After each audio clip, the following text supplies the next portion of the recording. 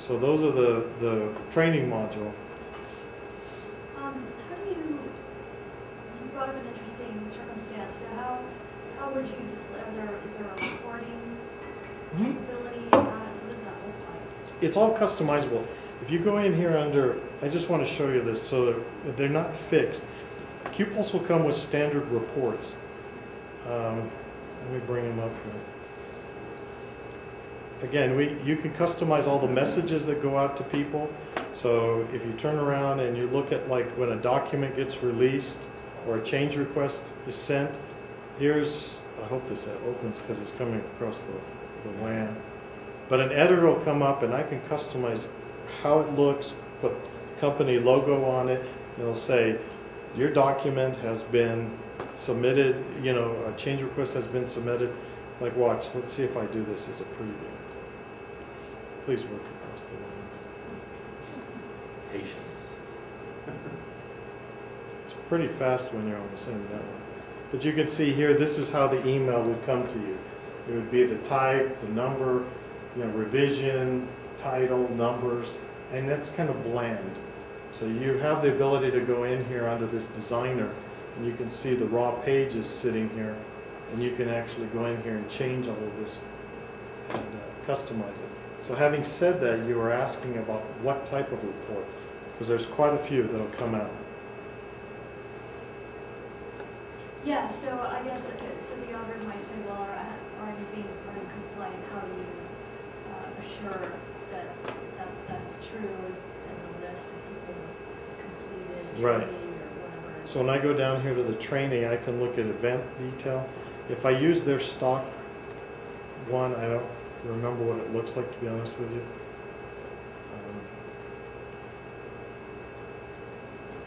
Come on, open up.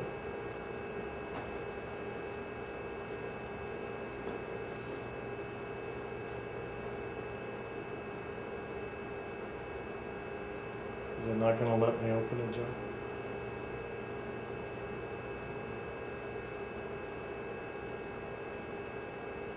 What if you do training history? Let me just open it with their stock. So if I do this and I open it up, all I have to do is here go to File, Print Preview. I can choose to see the details. Those work. There we go. So you can see that this would be the training. It shows the person. This is their stock report. But this is what it would look like. The objectives, who's the trainer, what department were they with, what event rating did they get, who's the trainer's rating against them. And again, there's lots of fields you can add to this. This is out of the box with what they give you.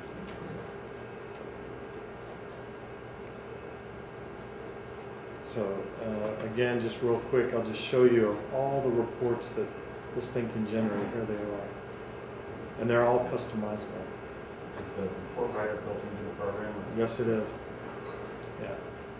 Yeah, one thing nice about QPulse is you don't really have to be a programmer in order to, because I'm not a programmer and John is, but you can go in, you can customize these fields and you know, it's not super intuitive, it takes time to learn it, but you don't have to sit there and write code. You just have to know how the customization works and you can go in and once you learn that, you're not having to write code, but you can still do a lot of customization with it. A nice feature of QPulse is this number that appears on the side, right-hand side, is specific to me. If I click on it, it will tell me that I have one action in documents that I have to do, whether it's an acknowledgement, I have to distribute a document, I've got to approve a document, I've got to release a document. It tells me I got something to do, and it also reminds me here in my actions. So it tells me that this one is waiting to be distributed. I never did distribute as you were asking before. So had I gone in here and I open it now, so it'll stop nagging me, I can go in here and I can select everybody. Oops. And I can say, go ahead and distribute document. When I do that, everybody will get an email notice that they've got to go in now and they've got to turn around and acknowledge. And again, that email message you were asking can be customized to say that. And we've actually rearranged it at the very top. It says you're receiving this notice that there's a brand new revision to da-da-da document, and it's time for you to go in and review it and acknowledge. And you can also customize the frequency of the notices.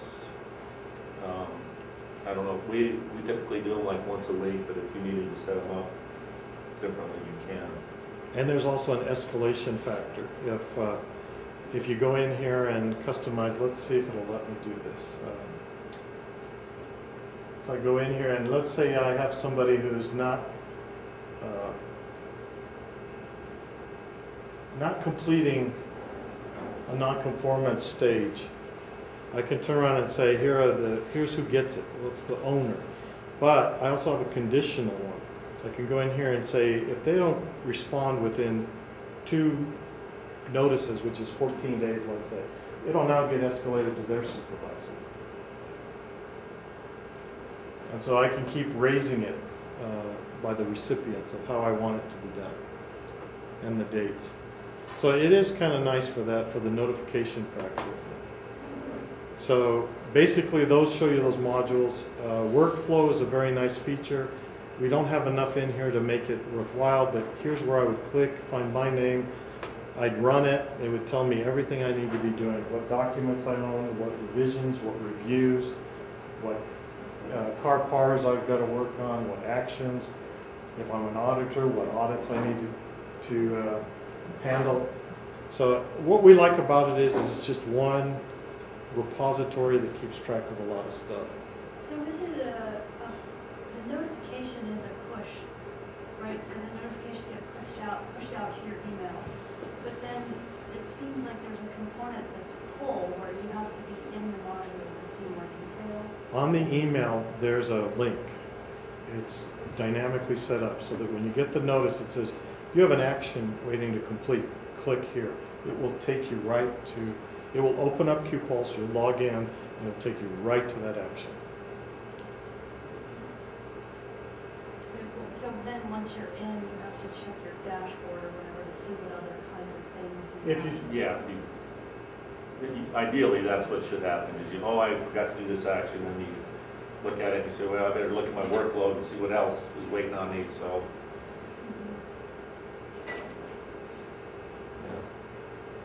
So, Question. yes. If you have different types of documents that have different review durations, can you set it up so that certain types of documents will be annual, certain other types of documents might be semi-annual? Is there a way to do that? Yes, sir. Under administration down here, you can see that I can turn around and I can go in here into preferences of documents, CAPAs, audits, and also I could force how it handles documents, attachments. I can force it to embed them so the user has no choice. But had I go in here under documents, these are the ones we put in here. We had an ASQ process, instruction, and forms. If I go in here and I say edit the forms, I can turn around and it shows me what's been connected. And I say, okay, now I know which ones are connected there.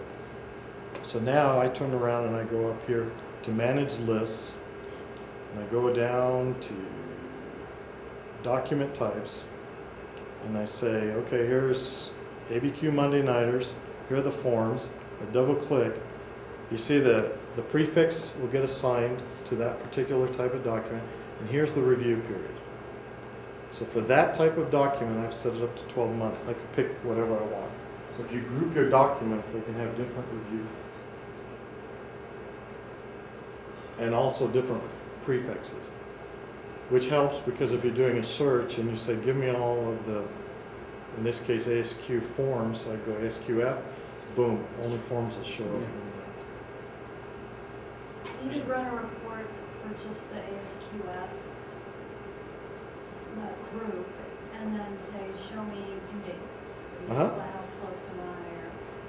Because I'm assuming they all are not at the same date. That's correct. So you'd go under documents, and over here under type, you see how you have a selection here. I can expand this out.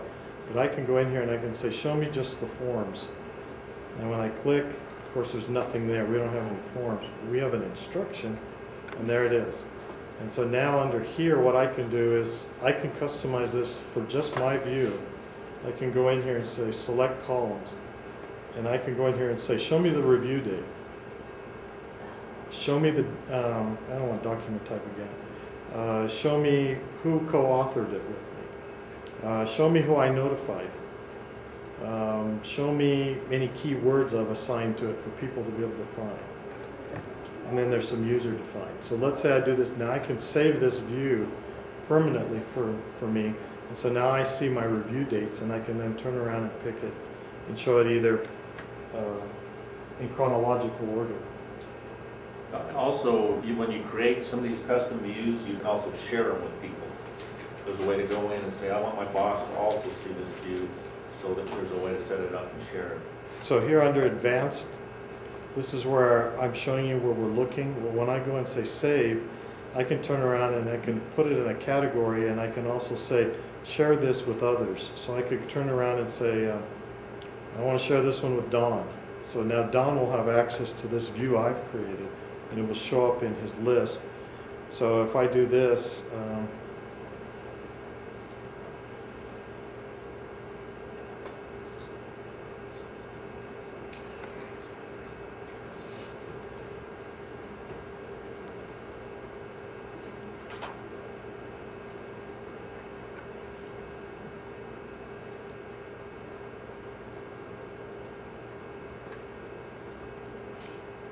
come on, got it in there, save the view, publish to this, put it in general, comments, whatever I want, add. Oh, sorry, that's the wrong ad, I can't see the button, there it is, okay. So now what I've done is I've created a view. If I go into my searches, I will find that I've got one in here, new view. And when I click on it, it brings it up the same way I had. If I go to open changes, it's different. And now if Don were to log in, he'd have that new view also on his tab. So when I go back to work tomorrow, I'm gonna have all these emails and stuff. I need. Nobody's email is in there. Nobody's email's in there. No. But that's how they feel it works. So yes, you can share that. You can customize it and bring it the details you need off that record.